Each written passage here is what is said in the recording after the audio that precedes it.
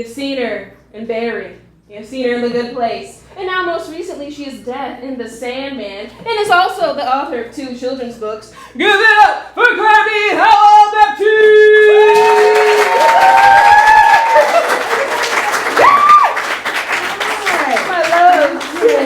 Welcome. On display. Yeah, So professional. We're trying to be professional here. So I was trying to stalk all your past interviews to say fun things. Oh, okay. Okay, so let me know if it's true. Anna Scher, theater. Yeah. That's where you started out. Yes. What did you learn? Yes, for you. And What even did you, Greeks and everything. you know, what did from starting at theater at such a young age? What did you learn about acting, and what did you learn outside of acting from that experience? So the Anna Scher theatre is like, I think it's sometimes confusing because if you look at it, you see it. Well, if you like hear about it, you'll hear theatre and you think it's like a theatre school. Yeah. But it's not really like what people would think of like a stage school. It was much more, honestly, it was much more like a community centre. It was like in North London, a lot of parents who worked and needed their kids to not be on the streets in the evening would like send their kids to Anna Scher. Daniel Kaluuya went there, Dizzy Rascal went there, like a bunch of just like North London kids literally were just like, please. Ushered into. Yeah, and it was super cheap. It was like £1 a class or £2 a class. Like if you can imagine, like, you know, sending your kids somewhere for $2 a session. That's like, crazy. You know, so it was really affordable, really accessible, and I think because of that, you got like a wide range of like working class kids, which you don't normally get in most stage schools and things like that. Exactly. And I also think because of it, Anna Scher herself was really just like this hippie lady, and I learned about, I think all of my social justice leanings came from Anna Scher Theatre. Like, I didn't learn. I mean, I learned about Martin Luther King there. I learned most Black history there before I learned it at school. We used to come in. We would do like, she'd have peace poems up on the walls, and you would do like little improvs and stuff. And above the door, they had the first they came for the Jews. That's like things like that I learned as a kid. All of that stuff. All these poems, and I learned about people. So I think Anna Scher actually more than acting, and it gave you confidence as well, because it was very much like, just be you. It wasn't like a lot of stage schools, even as a kid, are really trying to mold you into something and make you homogenize. But it was very like, everyone was so different, and if you look at everyone that's come out of there, we're all really different. But I think it gave me a backbone as well, more than just, which I think is probably the other side of this industry, is like what it is on the outside and then what it is on the inside, and how kind of steadfast you have to be in yourself to keep going in it. To be good. Yeah. Creative. Yeah. Person. Yeah. Oh, amazing. Yeah. Look at that fancy London. Oh, okay. So from London, why California? Where did you go after London? Right away here, or right away the experience? Here. But not because of acting. I came here because I met someone, and I came here like as an adventure. I wasn't ever sort of like, oh, Hollywood. I didn't really have that. I still think London's the greatest city in the world. It's great. You're just here for work now. Not by choice. Don't worry. I'm transitioning back. You're transitioning. Yeah, this is a great place for work. It's a great, like, when I moved here, I also think the difference between London and here, which is really interesting, is in England, I think we're trying to break away from it, but we can be quite regimented about things, and especially when I was coming up, it was like, you have to go to drama school, and then you do this, and then you do your showcase, and then you maybe get an agent, and it was like, if you can't, those are the rules, you know, we like rules. America doesn't like rules as much. So because of that, there is sometimes more room for rebellion, because the rules, this place has been born of rebellion. Right. Which is both good and bad, because it's like, I don't want to do that because you tell me to, but also it's like, I don't want to do that just because you say it has to be that way. So there's two sides of that coin. But for me, it was very favorable, because I'm someone who is very self-motivated. I'm like, if I want to do something, you know, even on set, it's like, you know, there's different people who have to do different things. Like you as an actor can't go and grab that camera stand. That's literally someone's job. But if I'm the closest person to it, I'm like, I'm going to grab that camera stand, because that's just what's going to get the day done. Let's just, let's do it quickly. And I think that attitude served me very well here, because I came here, I literally took my student loan money from the drama school that I dropped out of. So that was, actually it was a grant. It was $5,000. which I thought was like, yes, free money, I'll take it and run. Right. But turns out, if you don't go to school, they want that money back. Right. So I took that $5,000, moved here, which was enough for rent for like a couple of months. I worked at a cafe. I actually bought a coffee today from the cafe that I worked at illegally full circle. for years. Wow. Paid me through someone else's social security number. What you gotta do? Limitations is up, so we gotta do what we have to do. Oh my gosh. But yeah, but I think that is not really a story that can happen in a lot of places. That's true. Though I don't believe that it is common. I think it is possible, and I think it's about what you believe to be possible. When I moved here, I was like, I'm gonna be an actor. It wasn't like anything. I mean, and it wasn't. I mean, speaking, it takes a universe. It's about the universe, but it wasn't sort of. I hope I become an actor. It was like, I'm going to do. It's like if you say you're going to Trader Joe's to get carrots. Like, what's the likelihood that you don't come back with carrots? Unless something massively bad happens, you're going there to get the carrots. You're coming back home. That was how I saw this in my career. It's like, I'm going to do this thing. Yeah. I drove I'll see you when I get it. I drove here from Florida. I was like, I'm gonna be on TV tomorrow. It doesn't take. It's never as quick as you thought. I mean, I thought I'd have an Oscar when I was 23, so I'm still waiting. But it happens. It's happening. Right. Okay. Yeah. Interesting. So, how was your process with getting reps from transitioning from moving, or did you have reps there and they also? I never had reps in the UK. I didn't have reps in the UK until I had until I worked here. I didn't have reps in the UK. Getting reps is really like a hard question because as well, even in the sort of 10 years that I've been here, the industry's changed so much. When I was first here, there were acting workshops. Remember those ones you could like pay and show up and do your headshot and be and do all that. And actually, again, like everything, nothing is simple, nothing is black and white. But there were two sides to that where a lot of people felt like it was bad because you paid to play, but then at the same time, as an actor with no credits, no rep, how do you get seen? Yeah. The first show I ever tested for, I tested as a series regular for a TV show with one co-star credit because of a casting director I met, a casting director workshop. Wow. And so it is interesting. A lot of the rules are made by people who don't have to live within the rules, I think, unfortunately, who don't have like practical on the ground experience, and that's in everything and any sort of decision making. It's often being made by people that come from a bureaucratic place and not like practical lived in experience. Right. But getting reps. So how everyone gets their reps is different. Some people get reps like, oh, my uncle, like, I didn't have that. I wasn't connected like that. Right. My way was like, honestly, to me, it might sound like not sexy. It was just work. Like this thing begat that thing begat, like it was just jobs and steps. Right. Which I think is actually sometimes no one really wants to hear that. People want to, what sounds magical is like, I was walking down the street and someone spotted me. But that doesn't happen. Right. Because how would they know that you're a good actor from the way you walk down the street? Exactly. Obviously. But I think it's good to hear that like it just literally was one job to the next one. I mean, I did a student film, and from that I got something else, and from that I did, and I was kind of doing everything at once. Right. And I think, but in terms of like, if someone to ask me now, like, how would I get a rep? I would honestly say, like, I think the biggest strength now is using the fact that when you have a group of people around you and you have a community, you can create things together. And that is interesting to me because I think it's what's broken this whole thing wide open is like the fact that like YouTube in the beginning and things like that people can create stuff on their own, so there's less gatekeepers.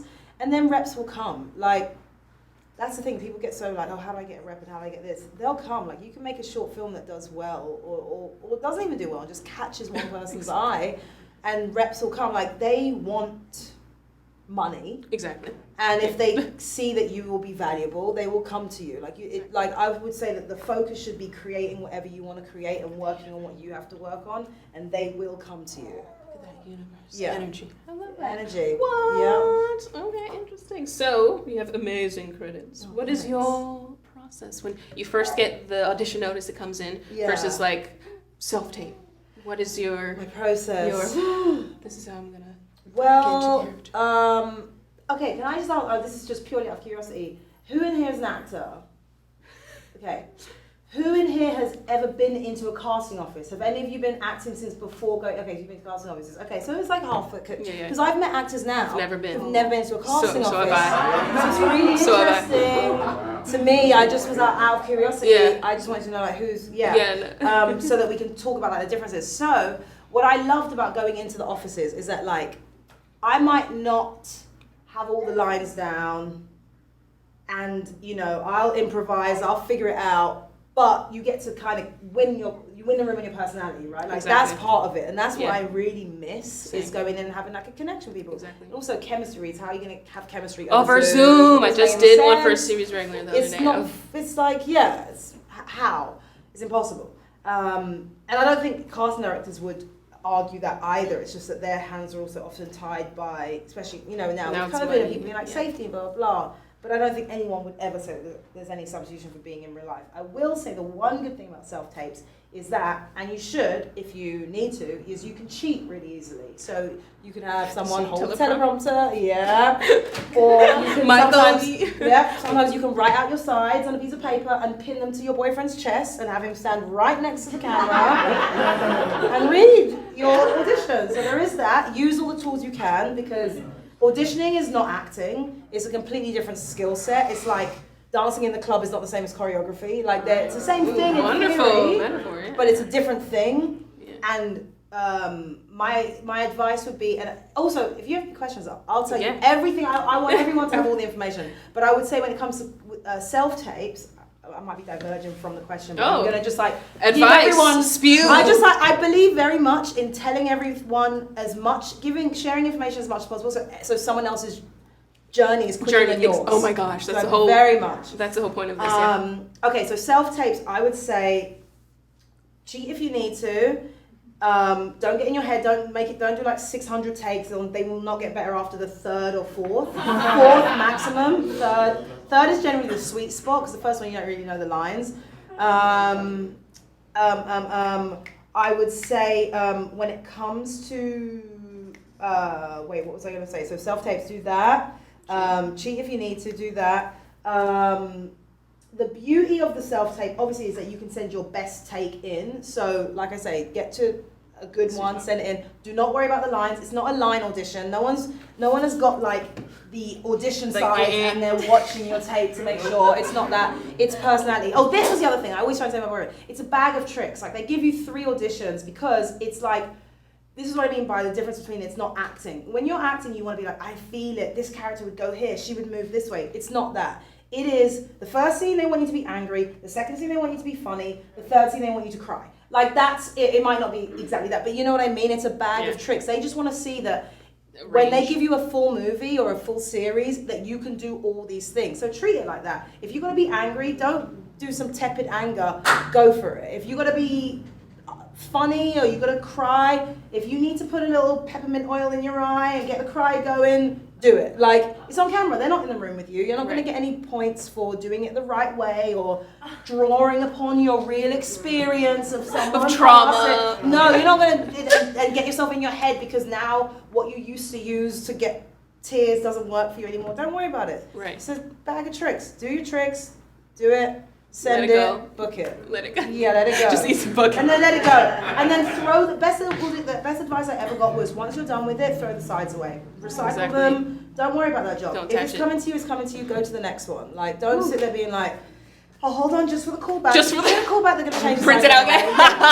Print it out again. Get rid of them. She's calling us out. But like a lot of this is like mental, and for me as well, it was really helpful for me. Trudy, I'm sorry, I'm not answering your questions. But it was really helpful for me when I had a casting director who I knew, who I'd done his acting classes, and he needed a reader one day, and for a couple of sessions, and he asked me to be a reader, and it was really, really helpful for me getting out of my head as an actor, because it's such a personal thing. It feels so when you don't get a job, it feels so personal, but it is not personal, and I didn't realize that. Like, you could have 5 people that did an amazing job, and it can be a case of like, oh, well, I can't cast her as a guest star because she looks too much like the sister. I can't cast her because we cast someone like her last week.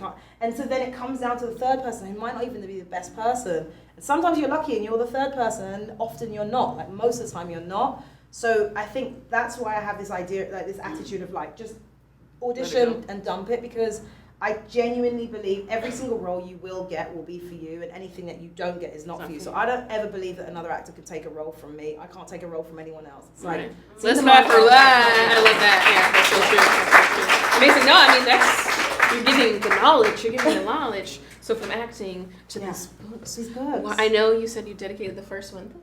The first one for your niece. Yeah. So why not just hang out with your niece and be like, I love you? Why I want to write a book? Well, that is actually partly why I love going home and why I want to be at home more, is because I've got 3 nieces, but the oldest one is 12 and she's so cool. So she's just like, we get on very well. She's almost like weirdly a bit of a mini me, but like she's just very silly and goofy, and it's so nice that she's 12 years old still and is still kind of a goofball, because that can kind of be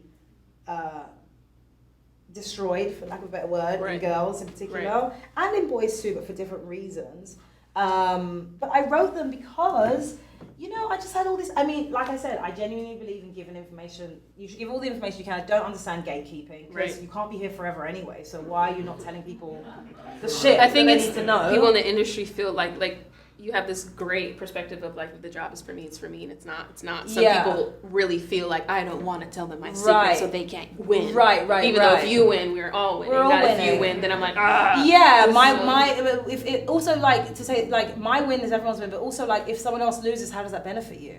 It doesn't benefit anyone. But anyway, so the stuff with this is like, I just had so many things that I wanted to say to my niece and wanted to share and like, essentially, I don't think, I mean, now we're talking about it more and now information is spread more, but to be told from a very young age, like, and I think I was fortunate because I had a mum that kind of did this, which was, you know, my mum told me I could do, like, she was like, whatever you want to do, like, not so much in the sitting down and being like, you can be anything, Kirby. Like, just like nonchalant. It wasn't that serious. It was very much like, you want to do it? Go do it. Like, I was given that sort of thing. But what I didn't realize is essentially my mum was going like, trust yourself. Like, if you, but there's things inside of you that other people outside will maybe not appreciate, but trust yourself, do your thing, like, live your life. And so I wanted to write this book about that.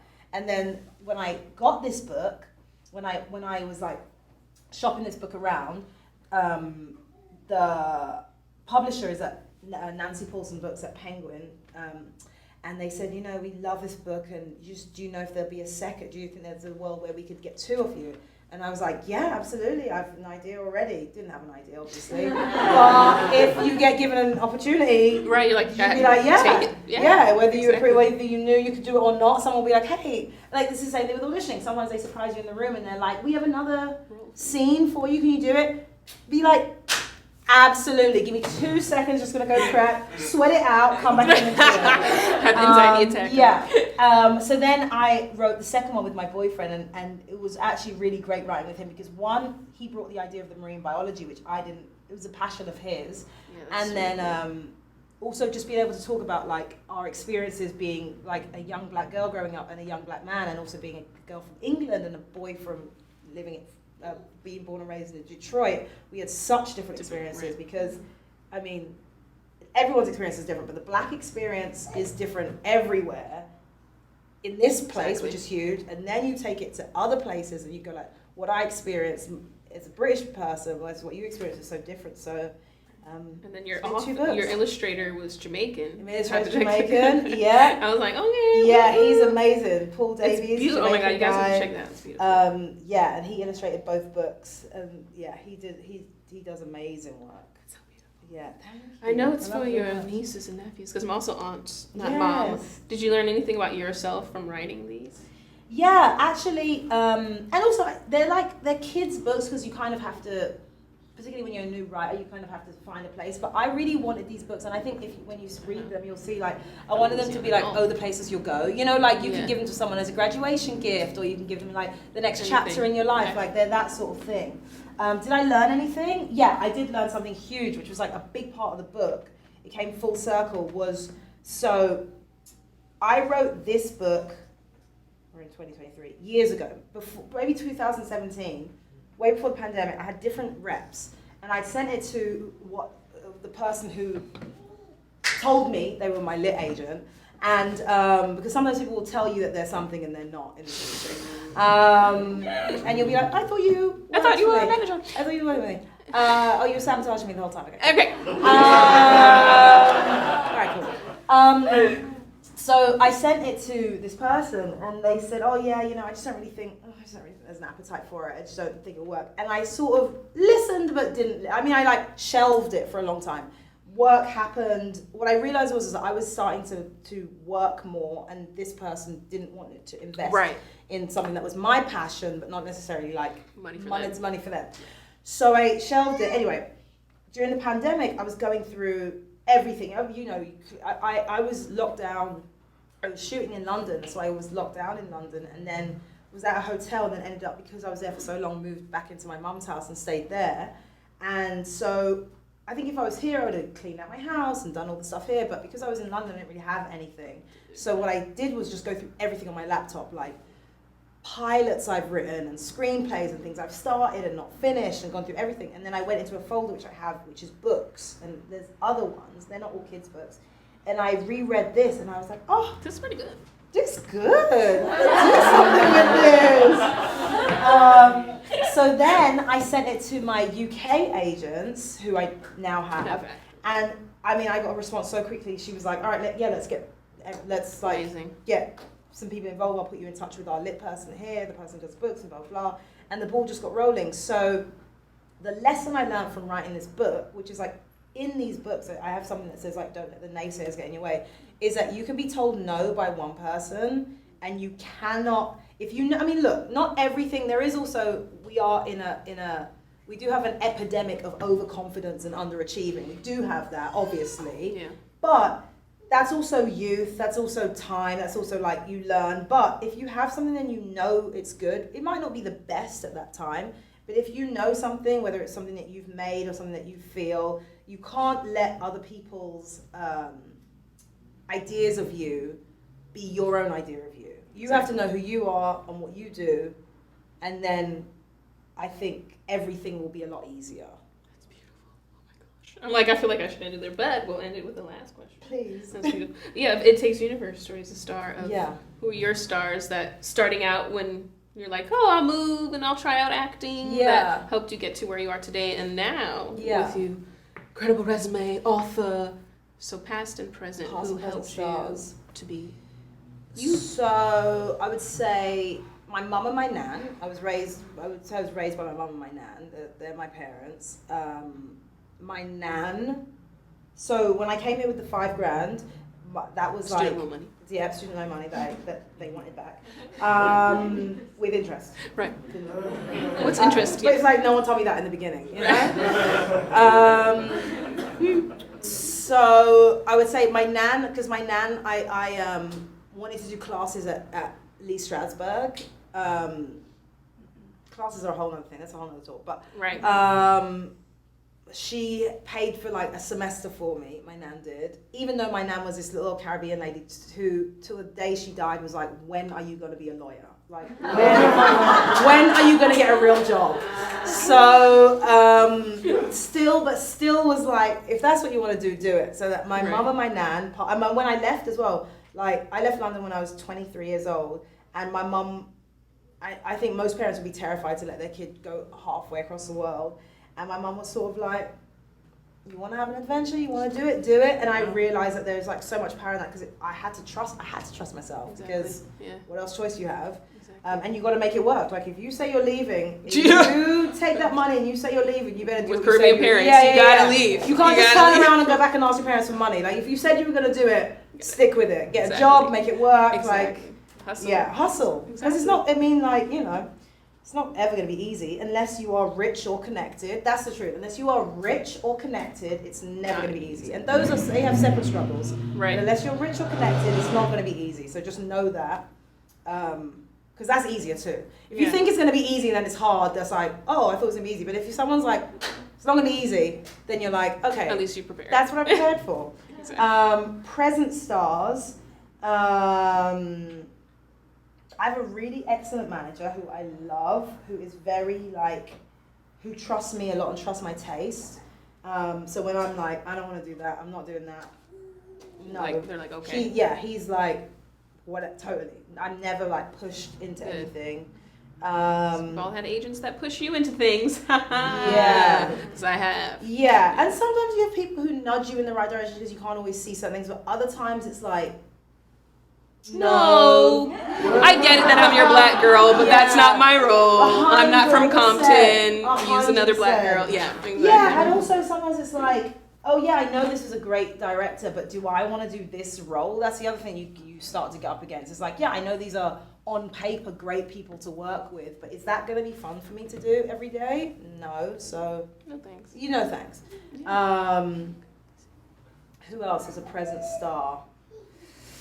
Can I tell you something as well? Okay, this is sound really arrogant. Not to say that like I don't mean it's like I'm the star, but I will say you are. Last year, but okay, but I think star is separate to fame. This is the other thing. People go like, oh, you can feel like I felt like a star when I was working in the cafe. Like I was like, in like feeling like a light and feeling happy, and I think you have to be happy in every stage of your life, everything you do. Even if you're an actor, but right now you're Uber driving, like have fun doing it because you will learn things, you will meet people. I literally like got emailed by someone who I used to serve coffee to, who was a producer, and I never knew. We just got on well to be in a film. Like it's all these weird things that happen when you're just like enjoying your life. You can't wait till you're the thing that you said you want to be to have fun. You gotta like enjoy it the whole way. And last year for me was a very like wishy-washy year, not in a bad way, just in like a way where you can't really like, sometimes you can't pin yourself down. You can't like, you're like, what am I feeling? What do I want? You feel like you're like a washing machine a little bit, like you can't just lock it down. And this year I feel very centered. So for me right now, like I'm refocusing on and being like the center of my own universe. Right. So that's why like for me this year it's like, and you said like who's the star, it's like I have to I think trusting yourself and listening to yourself, even if it's like listening to your body, like you shouldn't be eating that. Every time you eat it you get a bellyache, like don't keep eating that. You're lactose intolerant. Yeah, you can't eat that. And I think that is like the skill that we are not taught because it's not really, it's intangible, but also the more we focus on looking at other people, the further away we get from it. But I think that like that's what I'm focused on this year. I'm focused on like everything else will do what it does, but I'm like I gotta make this your bubble. Yeah, solid. Yeah. I think that's how we end it right there. Right?